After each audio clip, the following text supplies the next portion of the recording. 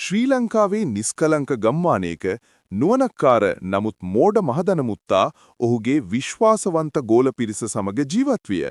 දිනක් වනාන්තරය හරහා යන ගමනේදී තම ගෝලයන්ගේ නුවණ පරීක්ෂා කිරීමට මහදන මුත්තා තීරණය කළේය. මගදී පාර හරහා වැටී තිබූ විශාල ගසක් ඔවුන්ට හමු වූ අතර එය ඉවත් කරන්නේ කෙසේදයි ඔවුන්ගෙන් කිසිවෙකු දැන සිටියේ නැත. මහදන මුත්තා තමන්ගේ පණ්ඩිතකම පෙන්වමින් ගස පහලින් කපනවා වෙනුවට එහි මුදුනින් ඔසවන්නට ගෝලයන්ට අනකලේය.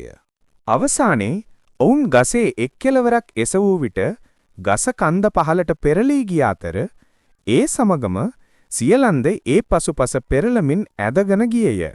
පෙරලී ගිය ගස අවසානයේ ගඟට වැටුණු අතර එය નિયમિત වේලාවට නොනැවැත්වීම ගැන මහදන මුත්තා තම ගෝලයන්ට දොස් පැවරුවේය. මෙයින් කල්පනාවෙන් තුර නුවණ මෝඩකමට හේතු විය හැකි බව මහදන මුත්තා සහ ඔහුගේ ගෝල පිරිස ඉගෙනගත්හ.